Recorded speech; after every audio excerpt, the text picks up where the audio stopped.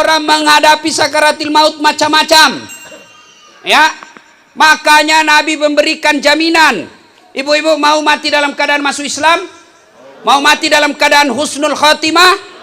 Nabi katakan kalau kau mau mati dalam keadaan husnul khatimah, satu, man qama la ilaha illallah ila akhiril hayata dakhalal jannah. Siapa yang mengucapkan la ilaha illallah pasti masuk surga. Itu Nabi jamin. Kalau dia sakaratil maut, la ilaha illallah, yakin pasti masuk surga itu. Bukan dasat yang bilang, tapi Nabi. Orang bilang, Nabi bilang mahasiswaku, gampang dong kalau begitu Ustaz. Nanti mau mati baru saya gesok Ustaz. Biar 100 kali bisa kak. Capak nah. Memangnya orang sakaratil maut akal bicara? Orang sakaratil maut anak muda bukan akal bicara tapi amal. Pepatah Melayu mengatakan ala bisa karena biasa. Kalau waktu sehat dia terbiasa la ilaha illallah, biar tidak dituntun pasti bisa. Tapi selama hidupnya dia tidak pernah la ilaha illallah, biar kiai pimpinan pondok, ketua majelis ulama bisik, tidak bisa kau syahadat. Jangankan orang sakaratil maut, orang menikah saja banyak tidak tahu syahadat. Iya toh? Di kampung-kampung kan banyak baca syahadat nungana asyhadu agak sadu ulangi salai asyhadu salako asyhadu salako jengkel puman ditampelin songkok la ilaha illallah.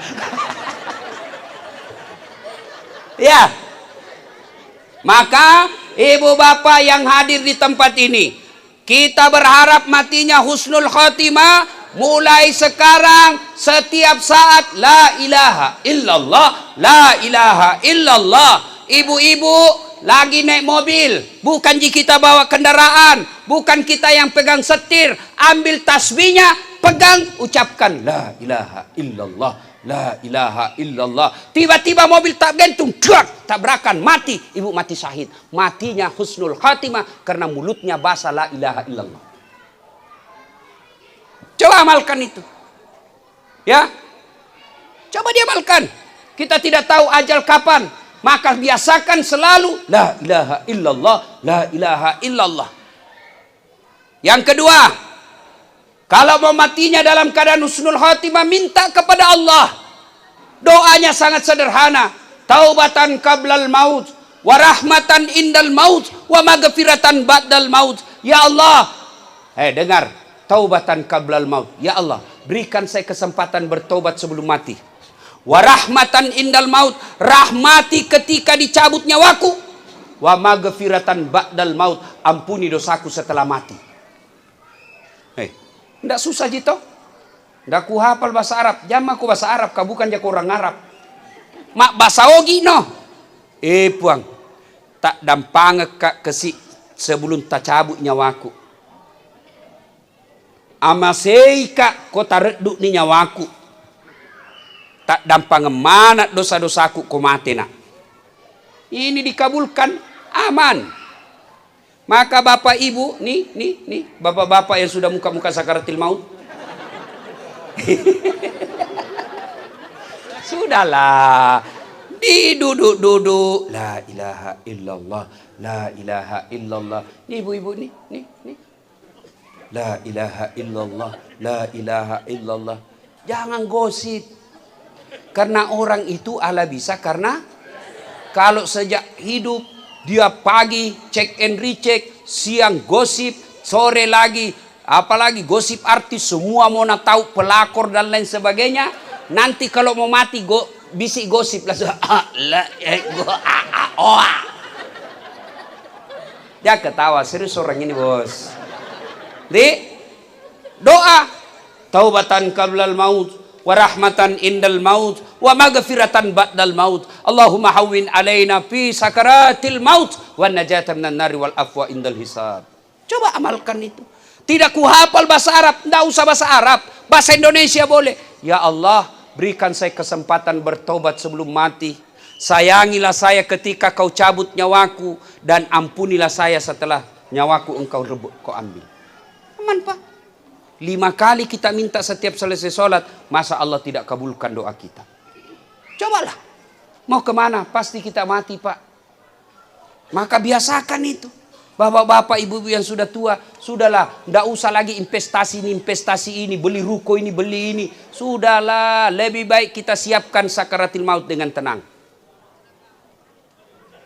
Yang ketiga, menghadapi sakaratil maut dan bisa husnul khotimah, birrul walidain. Baik-baik sama orang tua.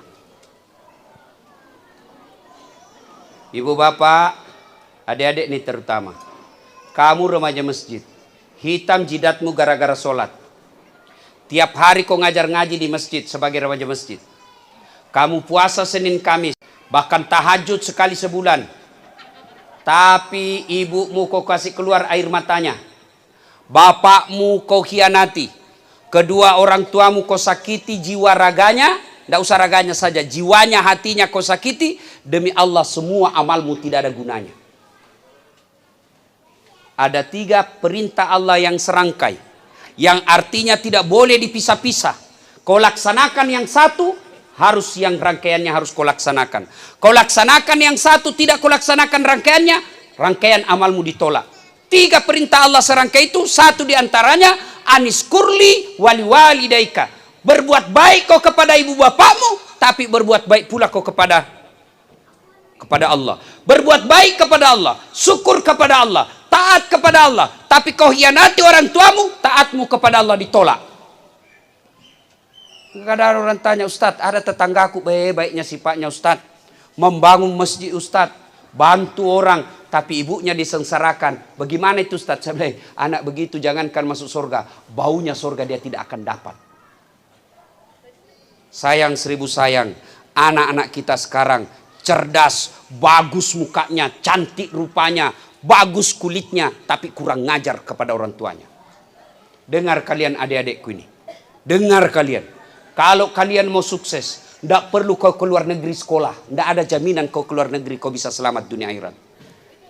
Kalau kalian mau sukses, muliakan orang tuamu, Allah hamparkan kesuksesan dunia akhirat. Termasuk sekarang zaman Covid. Kalau kau sayang orang tuamu, jangan kau keliaran kemana-kemana. Pakai kau masker. Saya ditanya, Ustadz takut sakit? Tidak, demi Allah saya tidak takut sakit. Tapi saya cemas kalau saya sakit, ibuku pasti sengsara pikirannya. Kalau saya sakit, pasti mamaku di kampung kepikiran. Dan saya tidak mau usia senjanya mama saya berpikir karena saya sakit. Itu namanya kita cinta pada orang tua. Dengar ini bapak-bapak. Kalian kalau mau masuk surga, muliakan ibu bapakmu. Ibu-ibu muliakan ibumu. Dan ibu-ibu yang punya suami, jangan gara-gara istri suamimu berdosa kepada orang tuanya. Dengar ini ibu-ibu nih. Dan dengar ini bapak-bapak yang takut sama istrinya. Berhenti kau jadi laki-laki kalau takut kau sama istrimu. Jangan ketawa. Dengar ini bu. Ini ibu-ibu ini yang beleng-beleng. Biasa itu Nabi bilang, nenek, pilih kau mamamu atau saya istrimu. Pret. Mana bisa disuruh pilih? Dengar ini ibu-ibu. Woi. Dengar. Siapa lahirkan suamimu? Siapa yang kandung suamimu? Berapa bulan? Siapa yang didik dia? Siapa yang susui dia? Lalu siapa yang dibelikan rumah? Hah? Siapa? Maka jangan kau berkata pilih ibumu atau saya. Tidak mungkin dipilih. Baru Lena nak kena. Dengar bu. Kami ini laki-laki. Dari rahim ibu 9 bulan. Disusui oleh ibu 2 tahun. Diajari makan, diajari bicara, diajari tak langkah, diajari tutur kata, diajari sopan santun. Itu ibu yang lakukan kepada anak-anak kami sebagai suami. Lalu setelah besar dan menikah, demi Allah, siapa dulu yang kita belikan rumah? Istri kita. Siapa yang terima gaji kita? Istri kita. Tidak kita kasih ibu. Itu karena kita sayang sama istri. Maka jangan kau buat suamimu berdosa gara-gara kamu. Allahu Akbar. Tenang Pak, saya bela kau hari ini. Kadang-kala ini ibu-ibu merasa tidak disayang. Siapa bilang kalian tidak disayang? Itu sayangnya suami. Coba lihat, dia pegawai negeri. Apa ibunya yang terima gajinya? Istrinya. Apa ibunya dibikinkan kamar dengan AC? Tidak, tapi istrinya. Lalu jangan kau buat suamimu berdosa kepada ibunya gara-gara kalian sebagai istri. Demi Allah, istri yang durhaka sama mertuanya, karena mertua adalah orang tuamu juga. Maka yang baik, sampaikan kepada suamimu, sayangi ibu, meskipun dia tidak melahirkan saya, tapi melahirkan engkau, maka muliakan ibumu, insya Allah rezeki kita dalam rumah tangga bahagia. Maka hikmah kedua tausiah kita kali ini, muliakan orang tua. Ibu-ibu, muliakan orang tua. Didik anak. Tidak apa-apa anak kita tidak ada sekolahnya, yang penting dia punya akhlak. Daripada dia sekolah ke luar negeri, banyak gelarnya, sampai dokter spesialis, sampai dia pengusaha sukses, tapi tidak tahu memuliakan ibu bapaknya, ibu menjadi orang yang rugi melahirkan anak. Cuma memang ibu-ibu sekarang tidak mendidik anak dengan baik. Kalau dulu ibu-ibu itu kena perhatikan anaknya. Napas susu. Ya, dia ajar baik-baik, dia gendong. Sambil mencuci kasihan itu dia gendong. Maka saya heran lihat ibu-ibu sekarang. Di rumahnya ada pembantunya, ada sopirnya, gajinya suaminya bagus, penghasilan suaminya bagus. Dua anaknya tidak bisa dididik. Gimana akalmu ini? Semua kebutuhan hidupmu dipenuhi, dua anakmu kau bisa sengsara. Ini koreksi buat kita semua. Ibu-ibu kalau meninggal siapa doakan ke ibu? Suami. Kawin lagi. Siapa doakan? Siapa? Maka doakan, anakmu didik dengan sebaik-baiknya. Dosanya suamimu kau tidak tanggung sebagai istri. Suamimu tidak sholat, kau tidak tanggung sebagai istri. Maka tidak usah pusing dengan dosanya suamimu, tapi sengsaralah ketika kau gagal didik anakmu. Ibu-ibu bersyukur sebagai istri. Itu suami, bu, dia tanggung dosa tak. Istri tidak tanggung dosanya suami. Dengar saya ulang. Suami dia tanggung dosanya ketika istrinya tidak pakai jilbab. Ketika istrinya tukang gosip. Ketika istrinya suka jalan tanpa izin, suaminya nanti disiksa di akhirat. Itu suami istrimu. Kau tidak didik dengan baik. Tapi kalau ibu sebagai istri aman. Suamimu pemabuk, suamimu tidak sholat, suami tukang tipu, suamimu makan uang haram, istri tidak tanggung dosanya suami. Maka jangan kau suka ngomel. Batene sapakat duit. Tenang Pak, saya bela lagi di mana? Dia kira kapan gampang sebagai suami.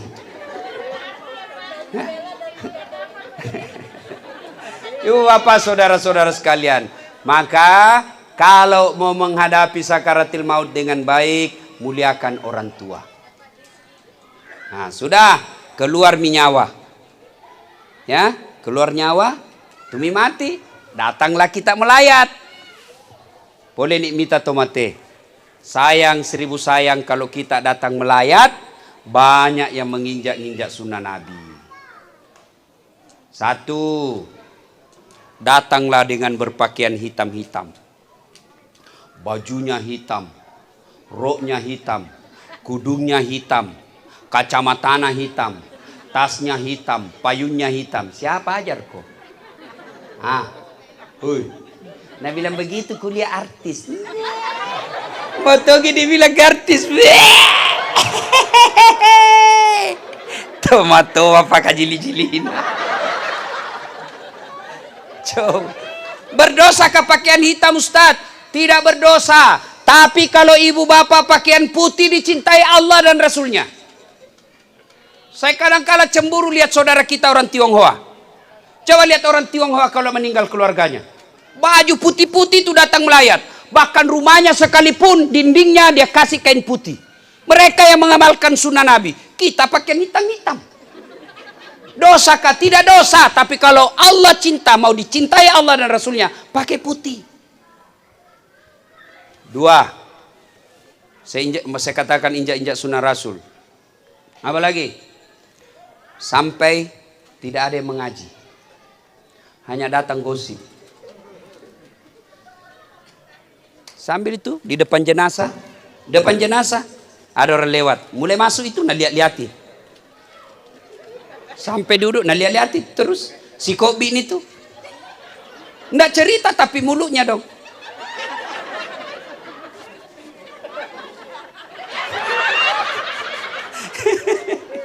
Tanya kenapa, Nabi bilang palsu lipstiknya. Kenapa kau tahu? Melengket di giginya. Kemana nih pacilaka-lakai? Oi bu, oi bu, biar ustaz juga na gosip. Nah, itu lagi ustaz. Itu ji bajuna watuna di YouTube. Ustaz pun dia gosip. Ketawa baru kau semua nak kena. Kalau datang ki melayat ibu, majelis taklimku di Makassar saya bina. Ibu-ibu kalau datang melayat sudah ada wudhu. Sampai di situ duduk, kalau bisa bawa surah Yasin. Tidak bisa ngaji baca Yasin karena waktu kepepet, baca Al-Fatihah sebanyak-banyaknya. Berapa kali? Sebanyak-banyaknya. Niatkan untuk orang meninggal. Tidak sempat Ustaz, minimal baca Al-Qul Huwallah 3 kali. Tidak sempat juga Ustaz, diam-diam kau saja. Diam kau saja. Tidak sempat juga, cepat kau pulang. Jangan mutun rumah cerita salah. Jelas? Jelas? Nah, yang ketiga, tidak ada yang sholat jenazah. Saya hampir tidak pernah melihat ibu-ibu sholat jenazah. Maka jangan heran ketika ada perempuan meninggal, sedikit juga yang sholat. Kenapa? Karena waktu hidup dia jarang sholat, maka Allah Maha Adil, sedikit juga yang sholati. Kita mau sholat Ustaz, tapi kan repot Ustaz. Apa repotnya? Susah dapat wudhu. Wudhu dulu di rumah, baru pergi melayat. Tidak bawa kudung Ustaz, bawa pakaian sholat. Dan muat rumahnya Ustaz di teras.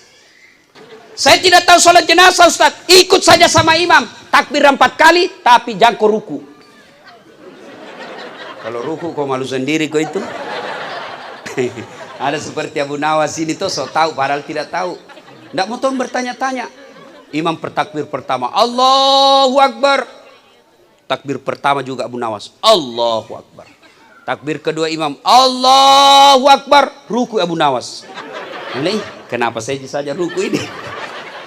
Takbir ketiga imam, Allahu Akbar. Tak kalah dia sujud masa kalian. Selesai sholat ditanya, Abu Nawas, kenapa kau ruku? Nah, ada rukunya orang jelas ini. Dia bilang, ini orang banyak sekali dosanya. Tidak diampuni kalau tidak ruku ki. Supaya habis sekalian masuk sujud. Tolise. Nah, kursus, dengar baik-baik. Kursus sholat jenazah. Takbir pertama, Allahu Akbar. Baca Al-Fatihah. Takbir kedua, Allahu Akbar. Salawat kepada Nabi. Allahumma salli ala Sayyidina Muhammad wa ala Sayyidina Muhammad. Takbir ketiga, Allahu Akbar. Doakan orang meninggal, minimal Allahumma ghafir laha. Takbir keempat, Allahu Akbar. Boleh berdoa, boleh langsung salam. Selesai. Kalau bisa Bapak Ibu sekalian, kalau pergi ki melayat, sholat jenazah ki, supaya nanti juga kalau Bapak Ibu meninggal banyak yang sholati. Sudah diantar jenazah. Keluar itu, mulai menangis ibu-ibu. Memang fitrahnya perempuan hobi nangis. Memang itu. Ibu boleh menangis. Rasul ketika meninggal istri beliau menangis. Tapi dilarang meraung-raung. Apa itu meraung-raung? Mengeluarkan kata-kata dari mulutnya.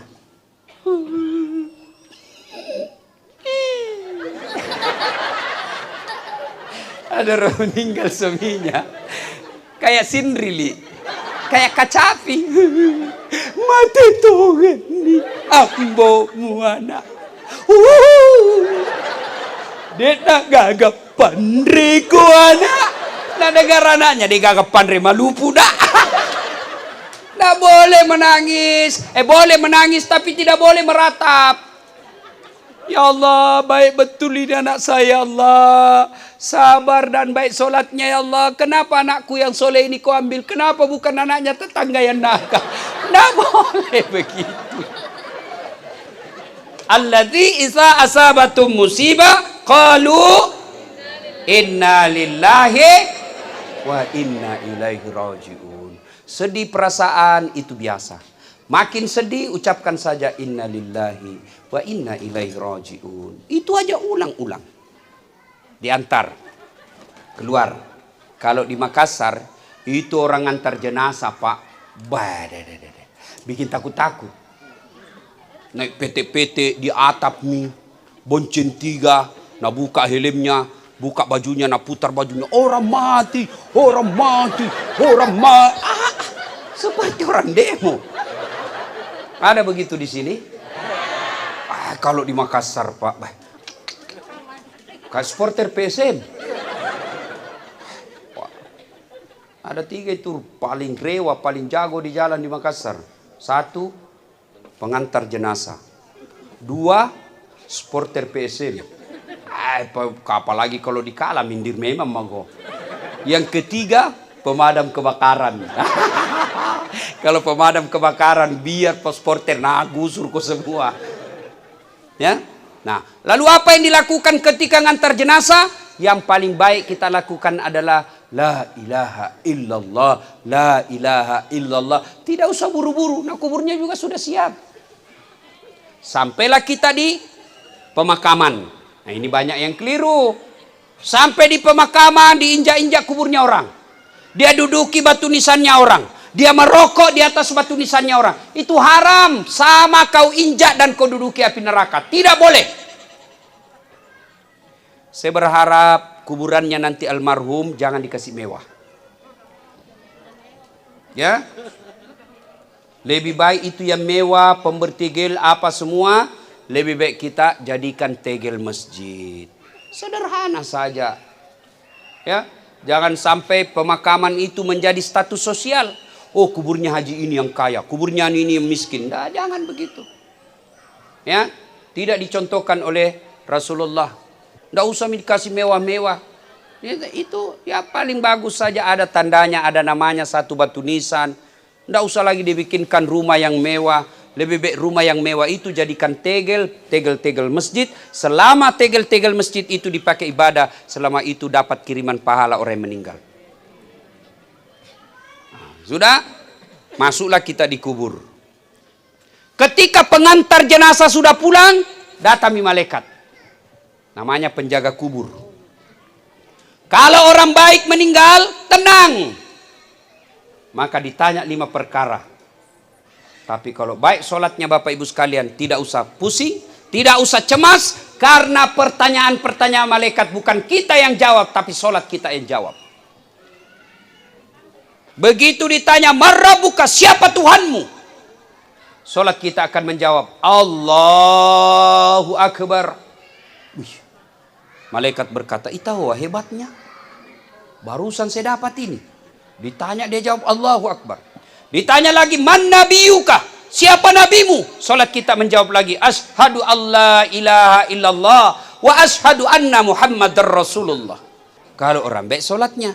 Kalau tidak beres salatnya, salat juga tapi hari Jumat saja, paling terlambat datang, paling cepat pulang. Begitu khutbah dia tidur, datang malaikat Nabi bilang, "Oh, metanolo taja cilaka. Iko na tu mega bicaramu kuma ceramah ki." Ditanyalah dia, "Marrabuka, siapa Tuhanmu?" Kaget langsung, "Tunggu dulu, orang baru datang." Biar malaikat mau nagi juga. Ditanya lagi, "Marrabuka, siapa Tuhanmu?" Kaget langsung dia jawab, "Ketuhanan yang Maha Esa." Langsung disemes. Nah, di alam kubur kita menanti Pak. Berapa lama kita menanti? Tergantung datangnya hari kiamat. Bayangkan Pak, mereka yang hidup dan meninggal 1000 tahun yang lalu, 100 tahun yang lalu, kakek leluhur kita 200 tahun yang lalu yang meninggal, sampai sekarang Pak masih ada di kuburnya. Bagaimana kondisinya di kubur? Tergantung amalnya. Ko pateni anak rupa tawe, wija-wijanna Adam, maka dia Nabi tak petumanan ni amalmu. Putuslah segala amal-amalmu kecuali 3 hal. Satu, anak yang soleh dan soleha. Saya berharap anak-anak jadilah permata buat bapakmu. Jadi permata buat bapakmu. Keterlaluan kalian kalau tidak baik sama bapak.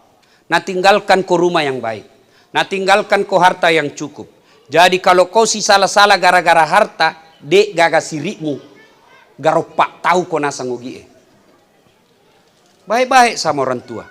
Bagaimana cara berbuat baik sama orang tua? Gampang. Satu, doakan. Bagaimana cara mendoakannya?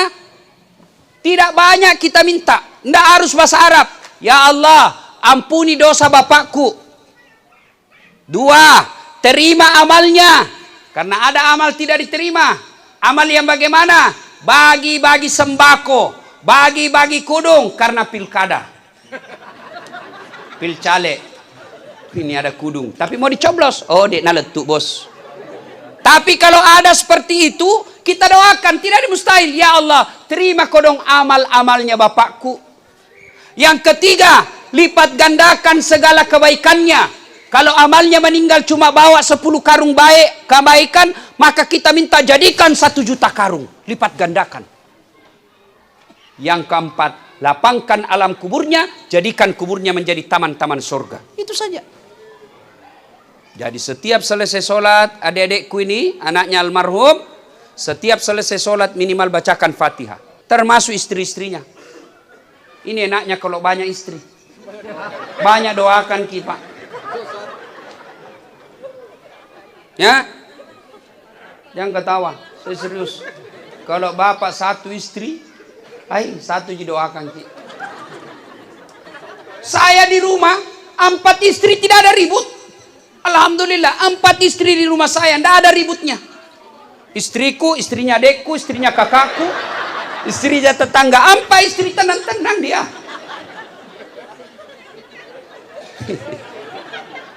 Ayo, ya, doakan. Adik-adikku, doakan bapak. Minimal, selesai sholat, doakan. Yang kedua, masuk di kubur yang bisa menyelamatkan kita apa? Sadaqatun jariah, sedekah. Ibu-ibu, yang banyak cincinnya, yang banyak emas berliannya. Kalau mati ibu, siapa pakai itu cincin berlian? Hah? Siapa? Hah? Anak?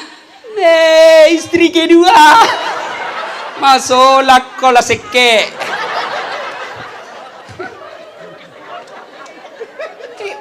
Ketawa, saya serius ini bu. Kalau suami sedekah, apalagi kalau istrinya pelit selalu mengamuk kalau suaminya sedekah, ibu tidak dapat apa-apa. Kecuali suaminya selalu berkata, Bu, saya sedekah bangun masjid untuk kita semua satu keluarga. Bu, saya masukkan ini hari Jumat sedekah untuk kita. Nah, itu ibu dapat. Tapi kalau dirahasiakan karena ibu selalu ngamuk, oh, suami masuk surga, ibu masuk neraka, mucit dak kola seke. Makanya jangan kau seke.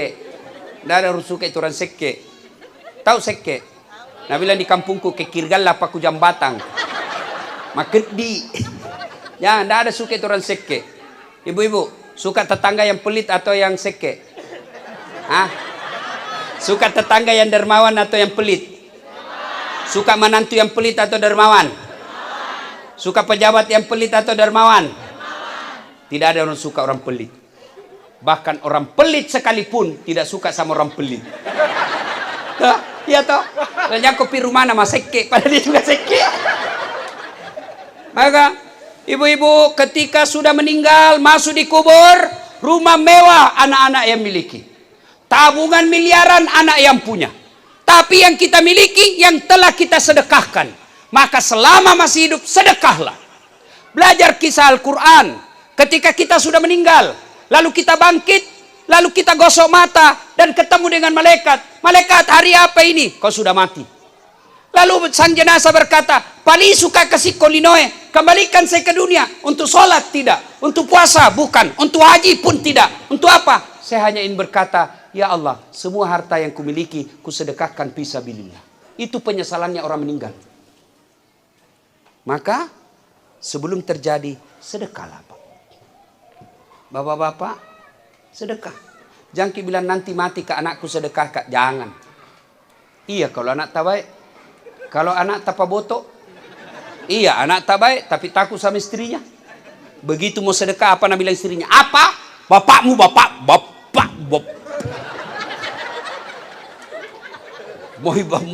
Moi mas sedekah. Kasih umrah itu, kasih yang pembantu itu baik sekali sama. Apa? Bapakmu terus. Dan senang jangan mipale. Macilaka kau jadi. Saya ku bilang sama istriku, jangan kau pernah pikir bandingkan sama ibuku. Tidak ada. Kau boleh maki-maki saya. Kau boleh marah-marah sama saya. Kau boleh lempar kepalaku, yang penting tidak kena. Satu yang tidak boleh kau lakukan, jangan pernah menyakiti hati ibu saya. Sedekahlah. Sedekah. Ya.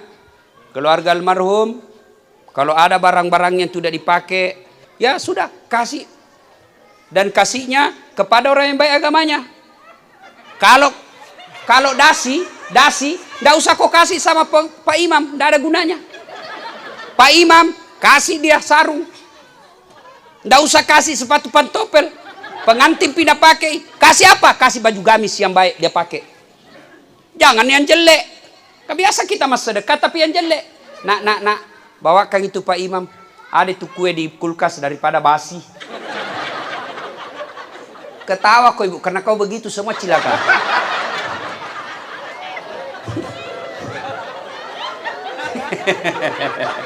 Nah bayangkannya Lena ibu Sedekahlah bu, sedekahlah. Demi Allah tidak ada orang bangkrut gara-gara sedekah. Kemudian yang ketiga yang bisa menyelamatkan kita di kubur adalah apa? Ilmu yang bermanfaat. Makanya ketika dengar ceramah seperti ini, ibu dapat ceramah-ceramahku, ya, ibu tidak usah ceramah, sebarkan saja, langsung sebarkan ke grup WhatsApp, ibu dapat pahala seperti pahala saya tanpa mengurangi pahalaku. Jangan juga diplesetkan. Yang paling banyak plesetkan itu di TikTok. Dilihat. Ada itu, dilihat dosa. Tidak dilihat barang bagus. Ya mirona poji. Ibu bapak saudara-saudara sekalian.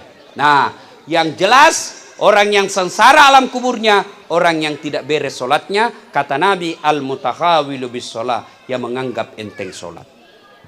Biar bangun masjid 3. Seluruh anak yatim di Batam dia bantu. Tapi kalau tidak beres solatnya, semua amalnya tidak ada gunanya. Maka sebelum ajal menjemput, perbaiki solat. Ada yang malas solat di sini? Apa alasannya? Apa? Ibu-ibu paling banyak tidak solat kalau ada pengantin. Jilbab sakaratil maut. Oh, 3 lapis, kuning, merah, abu-abu. Kasih miring lagi sedikit. Tiba waktu sholat, hayya ala sholat. Nabi bilang, suami, piku sembahyang. Nabi bilang, sadar kok pak. Sadar main ku suruh ke sholat. Kondaliani kondekku. Kondaliani jilbabku 1 jam dipakai. Ngaji kajili-jili. Ya, sholat. Paling banyak ibu-ibu juga tidak sholat ketika selesai haid. Dia bilang, katanya kalau selesai haid, Ustadz subuh baru mulai. Sekalinya subuh kesiangan. Nabi bilang, besok pi lagi. Tidak. Kalau Isya bersih, Isya mulai sholat. Duhur bersih, duhur mulai sholat. Tidak boleh tunggu subuh. Ya.